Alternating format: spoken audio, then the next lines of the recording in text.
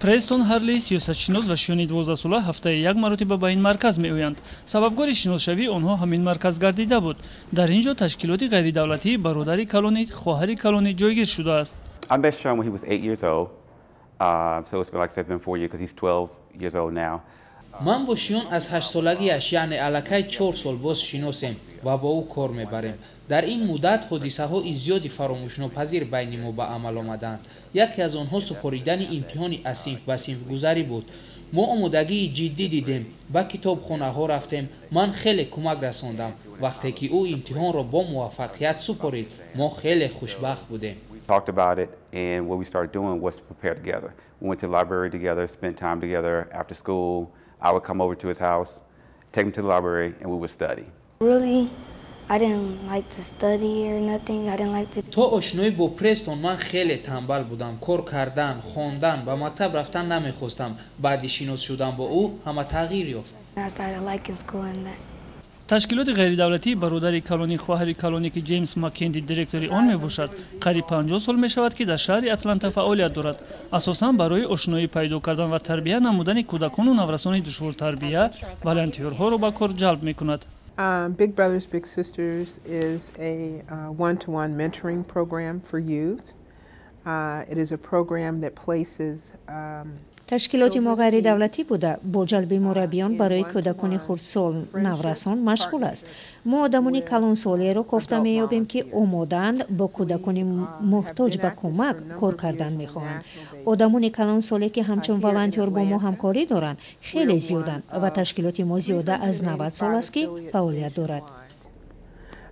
And this is our 50th anniversary this year. So a little bit of our history is that we are celebrating 50 years of having impact in metropolitan Atlanta this year. Well, I decided to become a big brother based on some things I saw on news. There was a particular episode on the لحظه بود که من تلویزیون تماشا می‌کردم و نخست کودکانی را نمایش دادند که به حالت‌های ناگوار زندگی افتادند. سن و سالشان 11-12 ساله بود و یادم آمد که در همین سن و سال با من نیز وزنیم بود و من فکر کردم که می‌توانم به آنها چیزی آموزانم تا گرفتار حالت ناخوشایند نگردند و در زندگی مربی آنها شوم.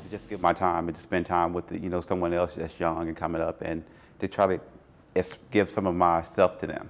When I first met Preston, he like پرستون با من بسیار چیزها داد. حیات من را تغییر داد. من خود را از سنجش‌ها گذراندم و این به من پسند است. از همه مهم او مرا وادار ساخت که به خودم باوری پیدا کنم. that I can believe in myself and never give up. ташкилоти мазкур дар сатҳи миллӣ фаъолият дорад. дар тамоми қаламрави иёлоти муттаҳидаи амрико 385 филиали он амал мекунанд. In Atlanta, we serve 3,200 children each year. Mostly children from مثلا در اتلانتا ما هر سال با 3200 کودک کار میبریم. اینها اساساً کودکانی مادرانی تنها میباشند که ما با آنها یاری میرسانیم. باز کودکانی که والدانشان در حبسند و آنها در پرستاری خویش و تبارند. کودکانی خلقیت‌های اقلیت. با آنها کارمند الهیده اجتماعی کار میکند. در اداره ما 50 نفر کار میکنند. باقی همه والنتیرند. اینجا ما شهر اتلانتا و 12 ناحیه اطراف آن را خدمت رسانی میکنیم. Metropolitan, 12 counties, 12 areas around Atlanta where these children come from and areas in which we serve. He's part of the family. Sean's part of the family now. So ما با شیون خود را اعضای یک عائله می حسابیم. او همه خویش و تبار و نزدیکانی مرا می شناسد و من نیز با همه نزدیکانی او شناسم. گرچند که موافق این برنامه ما مربی به شمار می رویم ولی به فکرم مناسبت ما از مربیگی بیشتر است. ما با هم خیلی نزدیکیم. رفت و آمد عائلوی داریم و به فکرم خویش و تبار شده ایم. My grandparents know who he is, so he's a part of the family.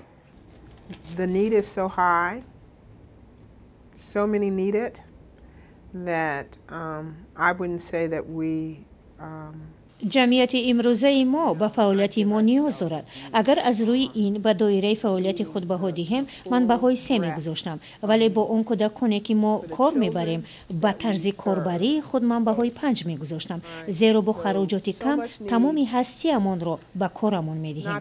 به فکرم تشکیلات ما از همه کم خراجات ولی نتیجه بخشترین است. We do an excellent job. One of the most, probably one of the least expensive and most effective ways of changing the life of any one child. جنیس گلبوتر مادرخوانده ایلیانا بوده، صاحب 4 فرزند است و خود در ساحه خدمات خدمترسانی اجتماعی با کودکان فعالیت دارد. او اساسگذار تشکیلات غیر دولتی اداپشن توگیتز یک جویه به فرزندخوانی میگریم بوده. قریب 20 سال می شود که سروری آن را به عهده دارد. اساساً برای کودکان بی‌پرستار در داخل مملکت و بیرون از آن عائله میجوید. We believe that all children need family. تشکیلات ما اعتماد دارد که باید همه کودکان عائله داشته باشند و رشته های عائلوی جامعه ما را مستحکم گردانند. اعتقاد ما بر آن است که هر یک کودک باید در عائله معتدل به وایه رسد و والدانش باوری داشته باشند که از عهده به وایه رسانی آنها میبرند. اگر زنی که حامله دار است و باوری ندارد که از عهده فرزندش میبراید، به ما مراجعت میکند. شورا جمع آمده روش حقوقی حجت‌نگاری را برای از یک عائله به عائله دیگر دادن طفل آغاز میکند. این را ما فرزندخوانی اختیاری مینامیم. با هر یک عائله که مقصدی به فرزندی گرفتن کودکی را دارند، یک کارمند اجتماعی وابسته کرده می شود. کاتسیر کارمند تشکیلات اداپشن توگیتز محسوب می‌یابد و ای اساساً با کودکان سن سالشان نسبتاً کلان سال سر و کار دارد.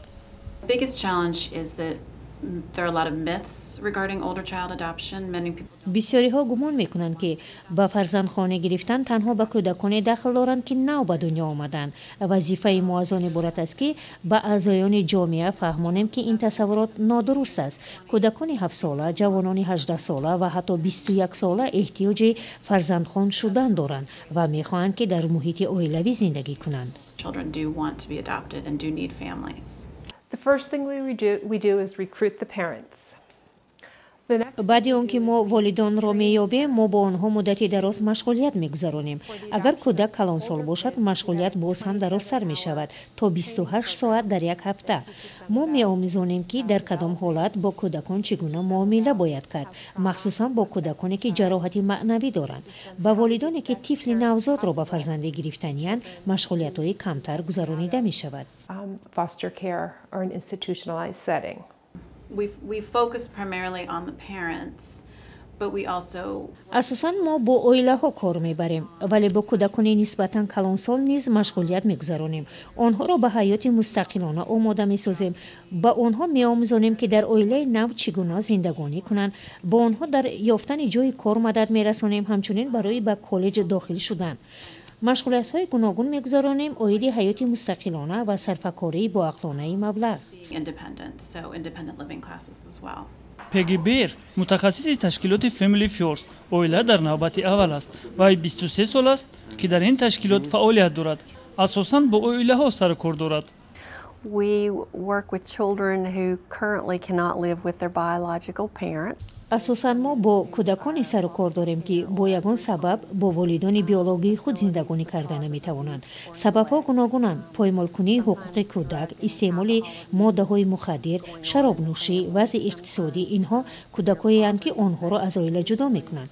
ما به این کودکان مدد رسانیده میکوشیم که آنها به نزد عائله بیولوژی خود برگردند. اگر باوری پیدا کنیم که آنجا در حال بخطرند و شرایط خوبی زندگانی دارند. در عکس حال باشد، ما این کودک را در نوبت اول به خویش و تبارش میدهیم اگر آنها به عهده گیرند، یا با عائله هایی میدیم که تیارند با تربیت آنها مشغول شوند. Because we feel like it's in their best interest to be with biological family or relatives. با اندیشه پگی بیر، نه تنها طفلکان و کودکان، بلکه نورسان و جوانان 18-21 ساله نیز محتاج دستگیری و سرپرستی اند. I think we see a lot of our American families going to other countries to adopt because they want very young children. and that we're بسیار امریکایی ها برای گرفتن فرزندخوان به خارج می روند، زیرا در اینجا یافتن طفل نوزاد قریب که ناممکن است. من گفتنیم که در داخل مملکت کودکانی به پرستاری محتاج که سن و سالشان نسبتاً کلان سال است و در مکتب می خوانند زیاد است و باید در نوبت اول آنها را زیر قنات گرفت.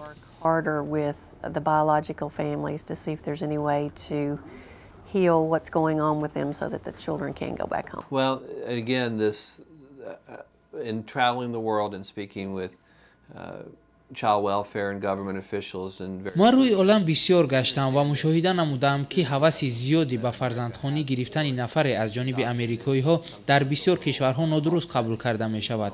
آنها نمیفهمند که در ما چنین هوسی به فرزندخوانی گرفتن در حقیقت خیلی زیاد است. تشکیلات ما سعی می کند که کودکان در نوبت اول در عائله خود مانند. اگر این ممکن باشد پس قراری دیگری مهم آن است که او را به عائله نو دهیم. ما میفهمیم که منفعت های ملی دیگر دولت ها طلب میکنند که کودک در داخل کشور ماند، ولی ما باوری داریم که با فرزندخوانی گرفتن در سطح بین المللی امکانیت های فراخی را برای پیدا نمودن عائله دوستدار فراهم می‌آورد. And when children can't remain with their biological parents, then the next best solution would be to do a family or kinship adoption. زمان دیگر می شود جمعیت تغییر می یابد و جهانبینی آدمان نیز دیگرگون می گردد. اکنون با فرزندخوانی گرفتن نیز مدنیت خاصه خود را طلب دارد. یکی از سمت‌های اساسی فعالیت تشکیلات شورای ملی اوید به فرزندخوانی با همین مسئله نگرانده شده است. چاک جانسون پرزیدنت و اجرا کننده دیرکتور این تشکیلات مقصد و مرام آن را چنین شرح داد. And our goal would be to ما در آن سمت کار میبریم که مدنیتی به فرزندخوانی قبول کردن را بلند برداریم در کشورمان. ما این نقشه خود را واسطه خود عائله ها و دیگر اینستیتوت های جمعیتی که در سمت به فرزندخوانی گرفتن کار میبرند عملی میکنیم. ما با گروه های گوناگون کار میبریم. عائله ها را میآموزانیم که چگونه باید درست به فرزندخوانی گرفت. همچنین با کودکان امریکایی و شخصانی که کودکان خود را دادن میخواهند کار میبریم. همینطور ما میخواهیم مدنیتی با فرزندخوانی گرفتن را با واسطه تحقیقات های گوناگون گذرانیدهمان بلند برداریم.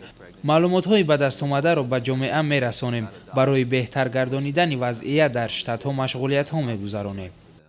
تشکیلات مذکور نیز غیر دولتی بوده در عرصه بین المللی فعالیت دارد. با اندیشه چاک جانسون کودک باید در احاطه معتدل به وی رسد. تحقیقات ها نشان می‌دهند که نگاه داشتن کودکان در مؤسسه های دولتی یا در عائله های موقتی به آنها تأثیر منفی می‌رساند. کودکان به عائله نیاز دارند و دولت وظیفه دار است که آنها را به عائله های دائمی دهد. این راه حل درست مسئله است. در این بنا که در یک گوشه شهر نیویورک جایگیر شده است، تشکیلات غیر دولتی فامیلی فوکوس برای با فرزندخوانی گرفتن کودک مسکن گرفته است. ماریس پلیشنر اجرا کننده دیرکتور این تشکیلات است. آن 23 سال قبل تأسیس یافته بود.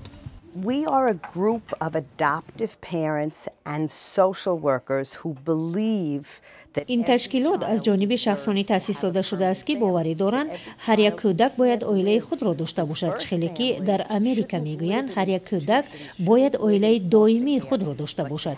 تشکیلات ما با آن مشغول است که عائله های را میجوید برای کودکان و ما باوری داریم که کودکانی در محیط غیر عائلوی تولد شده باید عائله خود را داشته باشد.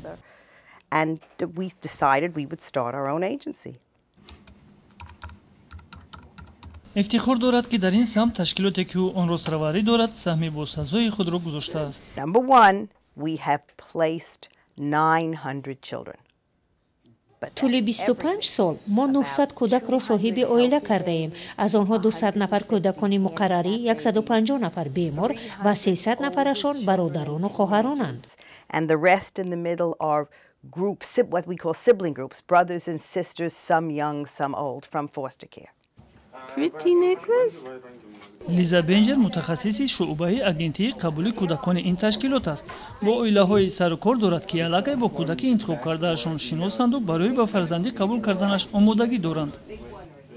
My main job is I work with the families who are already matched, so to speak, with. وظیفه من از اون عبارت است که من با اویله ها و هم کودکان کار میبرم. بعد آنکه اویله و کودک با هم شناس میشوند، کار من آغاز مییابد. من دائما با خبر شده میستم که مناسبت های آنها چگونه رواج یافته ایستادند، چه دشواری ها موجودند و با آنها مصلحت ها میدهم. من با آدمان خیلی نجیب والدان را در نظر دارم کار میبرم. آنها خود روشی به فرزندخانه گرفتن را پورا میآموزند. آنها خود را برای پدر و مادر شدن آماده میسازند. تا حال یگان دشواری بین ما به میان نیامده است. من با آن مقصد اینجا کار میکنم که با کودکان اویله یابیم. وقتی که کودک به فرزندخانه گرفته می شود، من خود را خوشبخت حس میکنم و این گویا که به زندگی من معنی میبخشد. If a first family doesn't work out and the second family does, and the child goes on to be adopted, it brings me great pleasure. It gives meaning to my own life, to feel that a child actually has a future and a family forever. مت هین وقتی 15 ساله بود به واسطه همین تشکیلات به فرزندخانه گرفته شد. از اون وقت 9 سال سپری گردید. حالا باشد مت در همین تشکیلات به حیث متخصص به کار در اومده با خودش بر این جوانان کمک میرساند. Family focus has a process mainly for the older. کاری من خیلی نفع آور است، زیرا کودکانی که به سن 18 سالگی میرسند از این سیستم خارج میشوند، ولی به این نگاه نکرده آنها به اویله احتیاج دارند. در این سن و سال آنها را صاحب اویله کردن کار خیلی ثواب است. برای همین من در اینجا ماندم. And that it's pretty powerful stuff. So.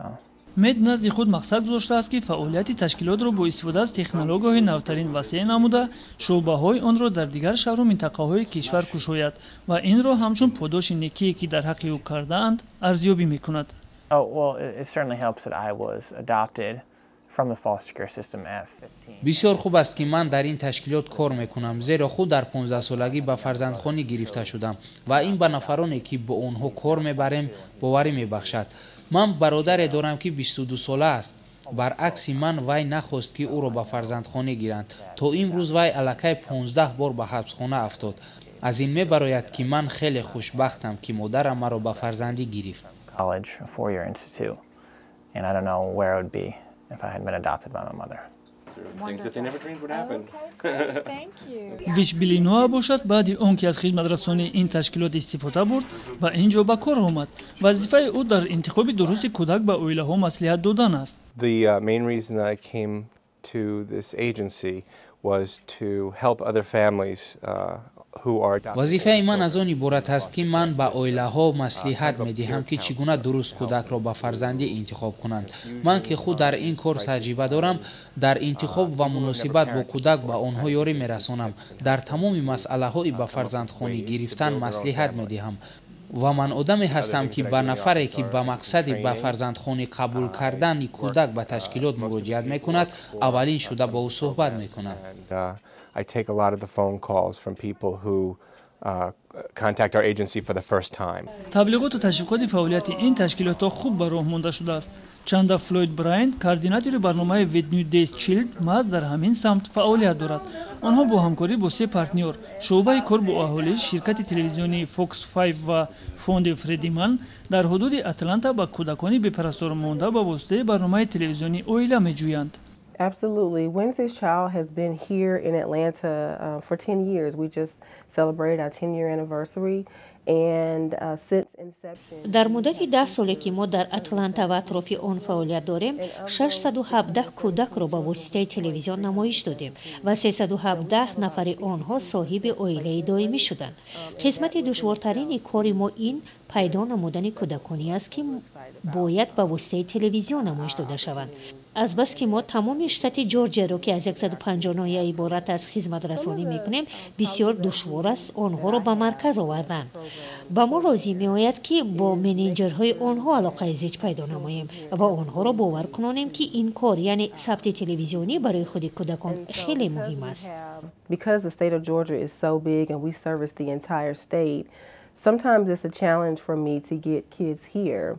رونالد کوپی با دخترخوندش ماکویز محض به واسطه برنامه تلویزیونی محلی که روزهای چهارشنبه نمایش داده می شود شناس شدند. آنها با هم زود اونس گرفتند و بالاخره به خلاصه آمدند که یک جای باشند. we were stimulated, motivated by there's a show here in Atlanta called Wednesday's Child. با من برنامه‌ای که هر روز چهارشنبه نمایش داده می شود خیلی تاثیر بخشید. بعد تماشای آن قرار دادیم به اینجا آمده مراجعت کنیم و آنها یکچند درس‌ها تشکیل نمودند و ما در آنها اشتراک نمودیم. A battery of classes that teach you about foster care in Georgia. من خوشبختم. اون چیزی را که آرزو داشتم دریافتم. شیامین نباکس منیجری جلبسازی اویلاها در برنامه تلویزیونی کودک در روزهای چهارشنبه بوده با واسطه این برنامه توجه جامعه را به حل این مسئله جلب می‌سازد. پیش از آن که اویلا را با کودک شناس کنند آنها را همه طرفه می‌آموزند. اگر خاراکتر را موافق آید پس آنها را شناس می‌کنند. It's a difficult job being a foster or adoptive family, so we are کودک را با اویلا قبول کردن خیلی دشوار است و وظیفه ما از آن عبارت است که با آدمان نشان دهیم که این کودکان از دیگران یگان فرقی ندارند. با مثل فرزندان آنهایند به همان یک مکتب می روند، با دیگر همسالانشان معاشرت می کنند و شاید در همان یک محله زندگانی کنند. ما می کوشیم اویلاهایی را پیدا نماییم که با کودکان در یک محل زندگانی دارند. ما این کار را با واسطه برنامه تلویزیونی کودک در روز چهارشنبه در عمل تطبیق می‌گردانیم. ما همچنین با واسطه روزنامه‌ها تشویقات می‌بریم، با مسجدها و دیگر جای‌های سرآدم رفته صحبت‌ها می‌گذرانیم. schools, anywhere where people just interact in the community to let them know what our need is and see if there's anyone interested. تشکیلات‌های نیز موجودند که سمت فعالیتشان تنها در خدمت رسانی حقوقی به کودکان و نوجوانان نگرانده شده است. دعایان حتیبه سروری یکی از چنین تشکیلات است. او دیرکتوری تشکیلات غیردولتی کاسا میباشد که آن در شهر اتلانتا جایگیر شده است و با حمایت حقوقی کودکان در سودها مشغولند. این تشکیلات پرزور بوده در سطح ملی فعالیت دارد. در 150 شهر و ناحیه‌های شتات جورجیا 36 فیلیال دارد. Well, CASA, there's a court-appointed special advocate, so we have to be. اساساً ما با سودها کار میکنیم. سود ما رو دعوت کرده میگوید که با کدام آدم باید کار بریم. از بین آدمان عادی نفر انتخاب کرده می شود که باید حقوقهای کودک رو در سود حمایت کند و این هر یک شهروند بوده می تواند. ما با این نفر می آموزانیم که حقوقهای کودک رو چی طور باید حمایت کرد، با کودک چگونه مناسبت خوب باید برقرار کرد. همین طور آدمان را برای حمایت حقوقهای کودک در سود پورا آماده می سازیم. Interact with the judges and how to, those kinds of things. It also trains them on how to. هر یک شهروند عادی میتواند ادوکات شود. برای این باید سن سالش از 21 سال بالا و گذشته روشن و سالم داشته باشد. حالا حاضر در این تشکیلات 2000 والنتیر همکاری دارند که حقوقهای 8000 کودک را حمایت میکنند. لیزا سپاکس یکی از چنین والنتیرهای تشکیلات کاسا است.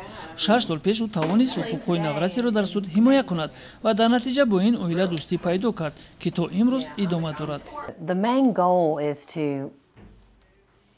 اساساً ما کوشش میکنیم که کودک را به اویله اصلیش برگردانیم، یعنی اویله ها را جمع سازیم. ولی حالتهایی می شود که والدان این حقوق را از دست می دهند. حالت ما چنین بود و مادر زیر حمایه من راضی شد که او را به این اویله دهیم، زیرا اینجا برای او نسبت با او به خطر است. And to help her daughter, she put her in a home she knew she would be safe and agreed to do that. این تالار کاری تشکیلات غیردولتی سیتی یور می باشد که در شهر نیویورک جایگیر شده است. تشکیلات مذکور با مکتب و سر و کار داشته با خوانندگانی که در خانش دوامناکی مکتب مشکلات دارند کار میبرد و با آنها کمک میرسانند.